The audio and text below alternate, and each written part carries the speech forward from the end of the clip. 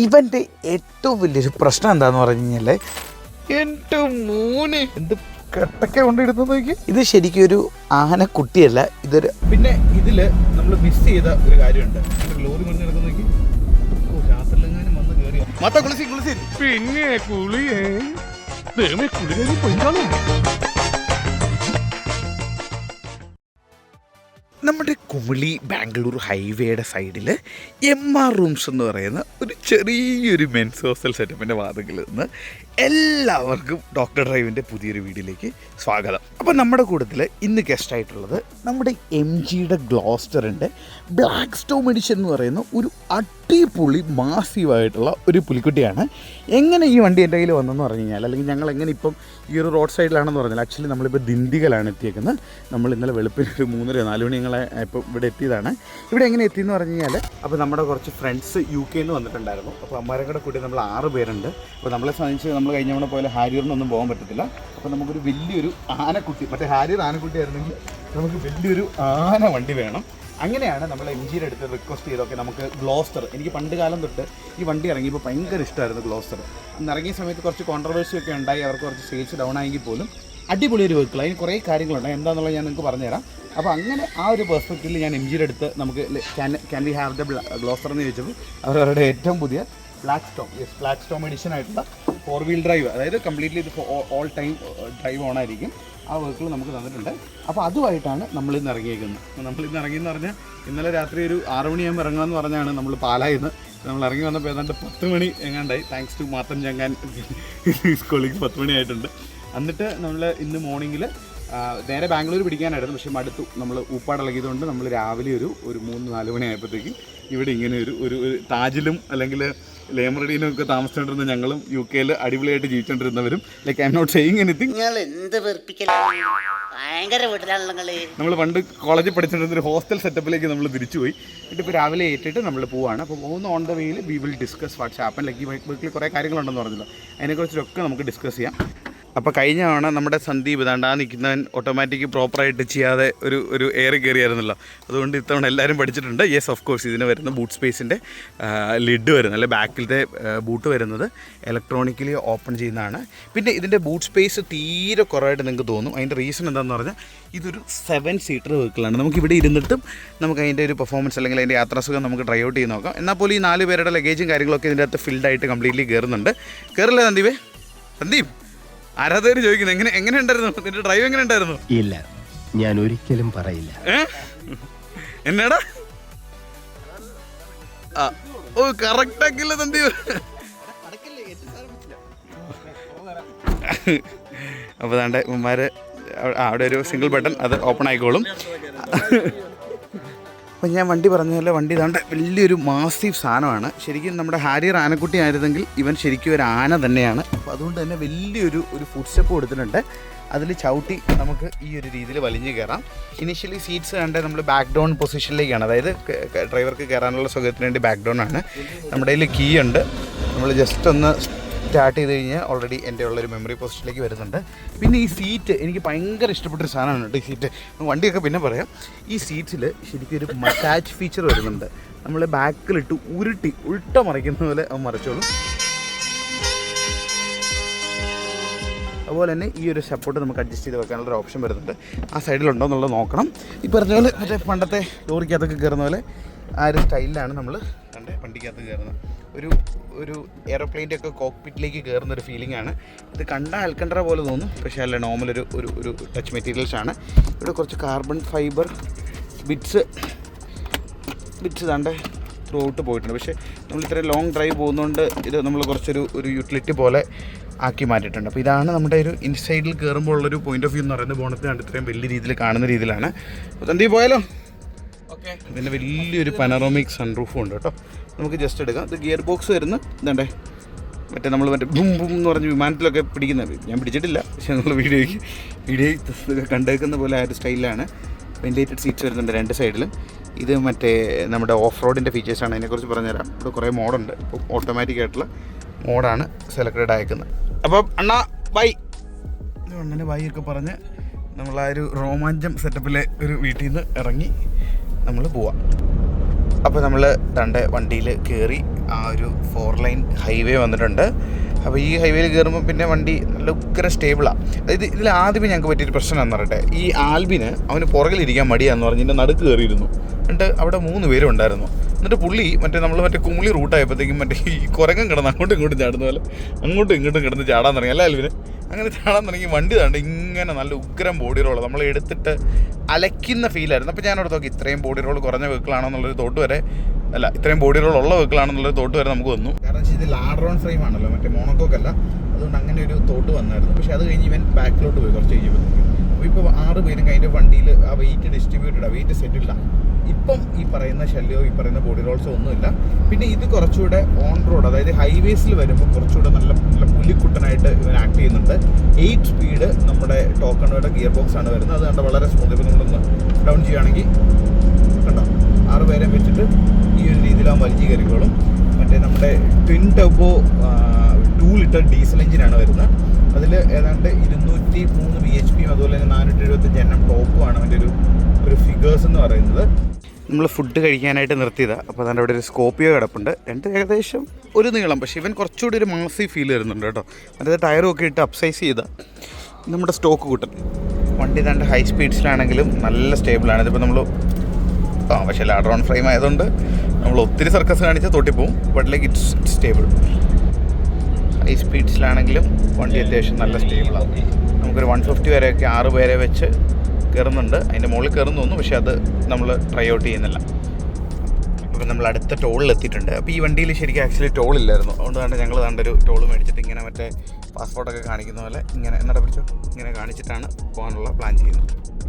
അപ്പോൾ ഇതിൽ നമ്മൾ മിസ് ചെയ്തൊരു കാര്യം എന്താണെന്ന് പറഞ്ഞാൽ, ഇതിൽ മാത്രമല്ല ഇപ്പം OEMs ഇറക്കുന്ന മിക്ക വെഹിക്കിൾസിലും നമ്മൾ മിസ് ചെയ്യുന്നൊരു ഫാക്ടറാണ്. അതായത് ഒരു ഡാഷ് ക്യാം എന്ന് പറയുന്നത് ആക്ച്വലി മാൻഡേറ്ററിയാണ്. നമ്മൾ കഴിഞ്ഞ ദിവസം നമ്മുടെ ഡിസൈറിൽ ബൂട്ട്സ് ലാബ് എന്ന് പറഞ്ഞൊരു കമ്പനിയുടെ ഒരു പ്രോപ്പർ ഒരു ഡാഷ് ക്യാം സെറ്റ് ചെയ്തായിരുന്നു. ഫ്രണ്ടിൽ 4K, ബാക്കിൽ വരുമ്പോൾ 1080p ആണ് വരുന്നത്. പിന്നെ അത് മാത്രമല്ല അതിൻ്റെ അകത്ത് അഡാസിൻ്റെ ഫീച്ചേഴ്സ് ഉണ്ട്. ഇപ്പം നമ്മുടെ ഈ ഗ്ലോസ്റ്റർ എന്ന് പറയുന്നത് ലൈക്ക് ഇന്ത്യയിൽ തന്നെ ലെവൽ 2 അഡാസുമായിട്ട് ആദ്യം വന്നൊരു വെഹിക്കിളാണ്. എനിക്ക് എപ്പോഴും ലോഞ്ച് ചെയ്യുമ്പോൾ അങ്ങനെ കുറേ അഡ്വാൻറ്റേജസ് അല്ലെങ്കിൽ ബെനിഫിറ്റ്സും ആയിട്ടാണ് വരുന്നത്. അസ്റ്റർ വന്നപ്പോഴാണ് ആദ്യമേ ലെയിൻ അസിസ്റ്റ് എന്ന് പറയുന്ന സാധനങ്ങളൊക്കെ ആൾക്കാർ ലൈക്ക് ഫെമിലിയറൈസ് ആയത്. ലൈക്ക് അവരൊരു വിപ്ലവം അന്ന് സൃഷ്ടിച്ചു തന്നെ നമുക്ക് പറയാൻ പറ്റും. അപ്പോൾ എന്ന് പറഞ്ഞ പോലെ നമ്മുടെ ഡിസൈറിലൊന്നും അഡാസ് ഇല്ലല്ലോ. പക്ഷേ നമ്മൾ ആ ഒരു പർട്ടിക്കുലർ ക്യാമറയ്ക്കകത്ത് ഏതെങ്കിലും പാസ്റ്ററി ആടി കഴിഞ്ഞ് കഴിഞ്ഞാൽ വാണിംഗ് പറയും. അതുപോലെ തന്നെ ലെയിനിൽ കീപ്പ് ചെയ്യുന്നില്ലെന്നുണ്ടെങ്കിൽ വാണിംഗ്. അങ്ങനെ കുറേ ഡിറ്റക്ഷൻസ് അതിൻ്റെ അത് വരുന്നുണ്ട്. പിന്നെ അത് മാത്രമല്ല അതിൻ്റെ അത് സോണിയുടെ സ്റ്റാർ വിസ് എന്ന് പറഞ്ഞ ലെൻസാണ് യൂസ് ചെയ്തിരുന്നത്. അതുകൊണ്ട് തന്നെ രാത്രിയിലൊക്കെ അടിപൊളി ക്ലാരിറ്റി എന്ന് പറഞ്ഞാൽ അടിപൊളി ക്ലാരിറ്റിയാണ്. പിന്നെ അതിൻ്റെ ഒരു വേറൊരു ബെനിഫിറ്റ്സ് എന്താണെന്ന് പറഞ്ഞാൽ 15,000 രൂപ വരുന്ന ഡാഷ് ക്യാമിന് ഇപ്പോൾ ഡാഷ് ക്യാം ഇൻസൈഡർ.in എന്ന് പറയുന്ന വെബ്സൈറ്റിൽ നിങ്ങൾക്ക് 13,500 രൂപയ്ക്ക് മേടിക്കാൻ പറ്റും.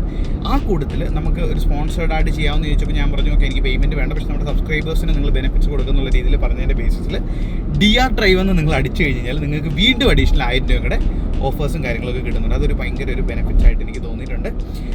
അപ്പോൾ ലൈക്ക് അത് നിങ്ങളൊന്ന് ട്രൈ ഔട്ട് ചെയ്ത് നോക്കി. It's like good both. Like ഭയങ്കര വാല്യൂ ഫോം ആണ്. ലോറി മറിഞ്ഞ് നടക്കുന്നേക്ക് രാത്രിയിലെങ്ങാനും വന്ന് കയറി. അതായത് ഇങ്ങനത്തെ സമയങ്ങളിലൊക്കെ ഫുട്ടേജ് ഉണ്ടെങ്കിൽ ഓക്കെ.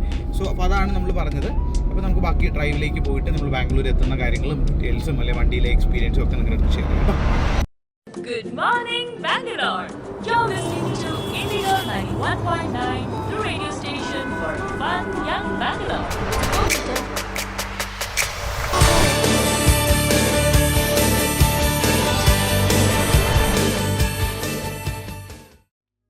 അപ്പോൾ നമ്മൾ പിറ്റേ ദിവസം രാവിലെ മോർണിംഗിൽ വണ്ടി സ്റ്റാർട്ട് ചെയ്തിട്ടുണ്ട്. നമ്മൾ മറ്റേ ബണർക്കട്ട നാഷണൽ പാർക്കിൽ പോയൊരു ജീപ്പ് സഫാരി എടുക്കാമെന്ന് വെച്ചു. അതിൻ്റെ പുറകിൽ ജൂബിനുണ്ട്, ഫുൾ എനർജിയിൽ മാത്രമുണ്ട്, സന്ധ്യയുണ്ട്, ക്ലിൻറ്റുണ്ട്, എല്ലാവരും ഉണ്ട്. ഈ വണ്ടിയുടെ ഒരു മാസീനസ് കാരണം ഇവനെ ശരിക്കും നമുക്കൊന്ന് പാർക്ക് ചെയ്യാൻ പോലും പറ്റുന്നില്ല. ആദ്യം നമ്മൾ വണ്ടി ഇവിടെയാണ് പാർക്ക് ചെയ്തത്. പക്ഷേ ആ വേസ്റ്റ് ബിൻ കാരണം വണ്ടി കുറച്ച് തള്ളിയിരിക്കുമായിരുന്നു. സെക്യൂരിറ്റി മാറ്റാൻ പറഞ്ഞ് നമ്മൾ മാറ്റിയിട്ടു. അവർ ആന, കുട്ടിയല്ല ആന. അപ്പോൾ നമ്മൾ ദാണ്ടെ ബനാർക്കട്ടയിൽ സഫാരിക്ക് വേണ്ടി വന്നിട്ടുണ്ട്. അപ്പോൾ നമ്മൾ നോൺ AC ജീപ്പാണ് ബുക്ക് ചെയ്തത്. ഞാൻ ജിപ്സിയാണ് എക്സ്പെക്റ്റ് ചെയ്തത്, പക്ഷേ എനിക്ക് തോന്നുന്നു അവർ ഇനോവയിൽ AC ഇടാതെ ആയിരിക്കും നമ്മളെ കൊണ്ടുവന്നത്. അപ്പോൾ നമ്മൾ ദാണ്ടെ ഈ കൂട്ടത്തിൽ നിന്ന് ഇനോവ ചോദിച്ചു, പക്ഷേ അത് AC ആണെന്ന് തോന്നുന്നു. നമുക്കതുകൊണ്ട് സൈലോ കിട്ടി. വീഡിയോ എടുക്കേണ്ടതുകൊണ്ട് ഉപ്പമാരെനിക്ക് ഫ്രണ്ട് സീറ്റ് തരാമെന്നാണ് പറഞ്ഞേക്കുന്നത്.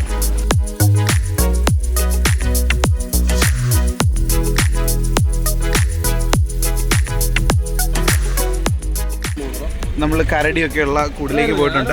ഇവിടെ എങ്ങനെയാണെന്ന് പറഞ്ഞാൽ ആദ്യമേ ഇത് ക്ലോസ് ലൈക്ക് ഉണ്ടോ, ലൈക്ക് ഒരേ സമയത്ത് രണ്ടും കൂടെ തുറക്കത്തില്ല ഫോർ ദ സേഫ്റ്റി. അപ്പോൾ നമ്മൾ കണ്ട് ഇതിൻ്റെ അകത്തേക്ക് കയറുക.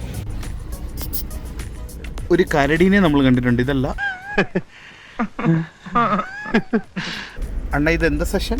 ലയൺ നിർത്തിക്കോ.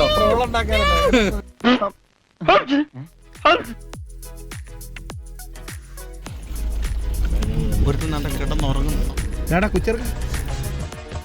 പറ 400 സിംഗം താൻ പാളായുള്ള സിംഗം.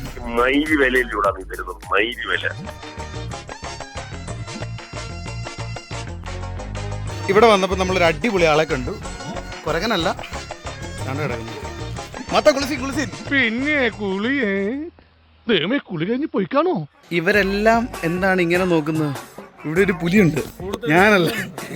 തന്നെ കൊണ്ടൊന്നും കൂട്ടിയേ കൂടില്ല, നല്ല പ്രായണ്ടല്ലേ, വല്ല പണിക്ക് പോയിക്കൂടെ? ഇത് ആരെ കാണാനാ പോകുന്നു? ഇവിടെ ഒരു കുറുക്കനുണ്ട്, ഇതല്ല. എന്തിടാ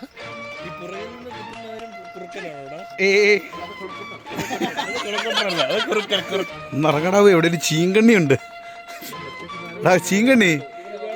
അവിടെ ഒരു ചീങ്കണ്ണിയുണ്ട്.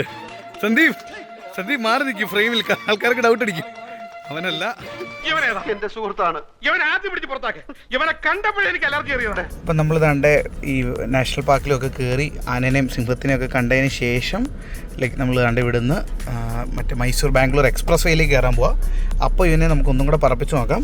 അത് കഴിഞ്ഞിട്ട് നമ്മൾ ദാണ്ടെ മറ്റേ നിലമ്പൂർ ഉണ്ടല്ലോ, ആ ഒരു ഫോറസ്റ്റ് ഉണ്ടല്ലോ, ആ ഫോറസ്റ്റ് റൂട്ടിൽ കൂടെ പുറത്തോട്ട് ഇറങ്ങാനുള്ള പ്ലാനാണ്. ഫോറസ്റ്റ് റൂട്ടിൽ കൂടെ പുറത്തോട്ട് ഇറങ്ങാനുള്ള മാത്രം ഇങ്ങനെയാണ്. നമ്മൾ വീഡിയോ എടുക്കാൻ സമ്മതിക്കത്തില്ല, നിങ്ങളുടെ കൂട്ടത്തിൽ ഏറ്റവും കില്ലാടിയാണ്. അപ്പോൾ ആ വഴിയാണ് നമ്മൾ പോകുന്നത്. അപ്പോൾ ബാക്കി കാണിക്കാം. ഈ എക്സ്പ്രസ് വേയിൽ ഏറ്റവും ഫേസ് ചെയ്യുന്നൊരു പ്രോബ്ലമാണ് ഈ ലോറിക്കാരുണ്ട്. ഇങ്ങനെ സ്പീഡ് ലൈനിൽ 60 കിലോമീറ്റർ സ്പീഡിലാണ് പോകുന്നത്. ഇതിൻ്റെ സ്പീഡ് ലിമിറ്റ് എന്ന് പറയുന്നത് 120ആണ്. നമ്മൾ എന്ത് പറഞ്ഞാൽ ഇതൊന്ന് കുറച്ചും കൂടെ ഇമ്പ്രൂവ് ആകുമായിരുന്നുണ്ടെങ്കിലേ. അപ്പോൾ തന്നെ നമ്മളൊരു കുറച്ച് ദൂരെ ഹൈവേയിൽ പോയുള്ളൂ.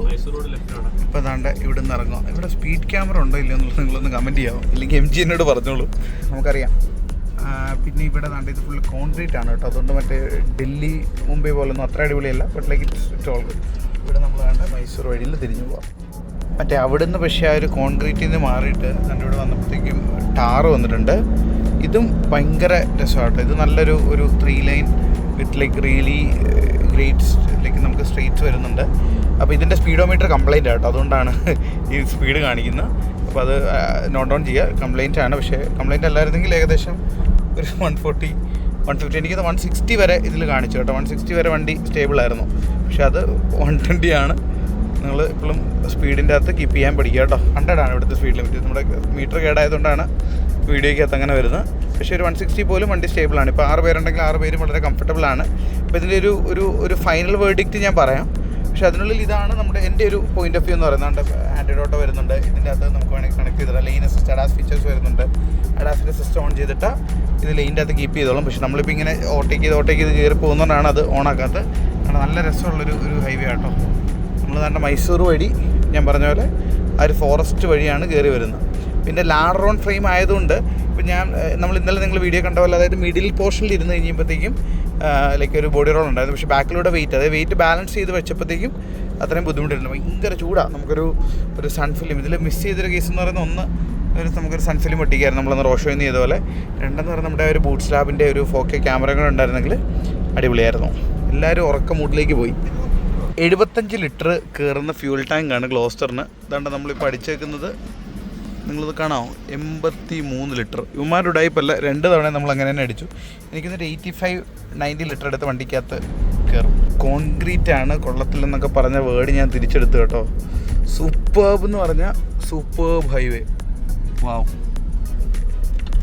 ഇവൻ്റെ ഏറ്റവും വലിയൊരു പ്രശ്നം എന്താണെന്ന് പറഞ്ഞു കഴിഞ്ഞാൽ, ഇത് ശരിക്കും ഒരു ആനക്കുട്ടിയല്ല, ഇതൊരു ആനയാണ്. അതായത് വളരെ വലിയൊരു വണ്ടിയാണ് നമ്മുടെ MGയുടെ ഗ്ലോസ്റ്റർ എന്ന് പറയുന്നത്.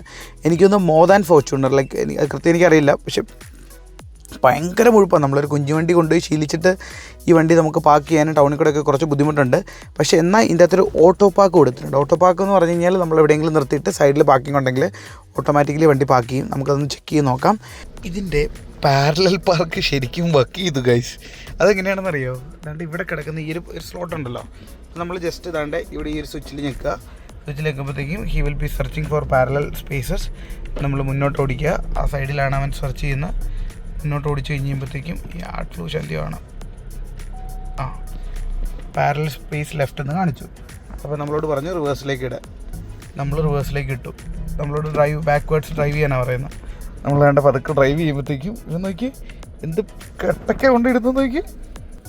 എൻ്റെ മോനെ ഇത് നോക്കി എന്ത് കെട്ടൊക്കെ കൊണ്ടിടുന്നു നോക്കി. ഓ പിന്നെ എൻ്റെ സൗണ്ട് ആക്ച്വലി ഭയങ്കരമായിട്ട് പോയി. നിങ്ങൾ കണ്ടതാണല്ലോ ട്രിപ്പ്.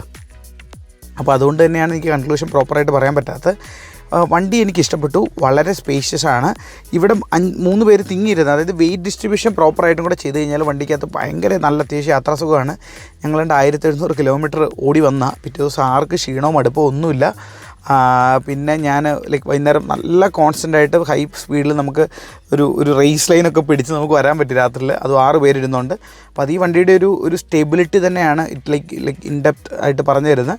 പിന്നെ അത്യാവശ്യം ഫീച്ചേഴ്സ് ഉണ്ട്, അത്യാവശ്യം ഫീച്ചർ റിച്ച് ആണ്, കാണാൻ ഭയങ്കര ഭംഗി. എനിക്ക് ഭയങ്കര ഇഷ്ടമുള്ളൊരു ഡിസൈൻ ലാംഗ്വേജ് ആണ് ഇവൻ്റെ.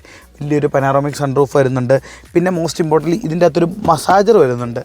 ആ മസാജർ ഉള്ളതുകൊണ്ട് തന്നെ നമുക്ക് യാത്രയുടെ ഇടയ്ക്ക് ഭയങ്കര കംഫർട്ടായിരുന്നു. നല്ലൊരു വെഹിക്കിളായിരുന്നു. ഒരു നല്ലൊരു ട്രിപ്പായിരുന്നു.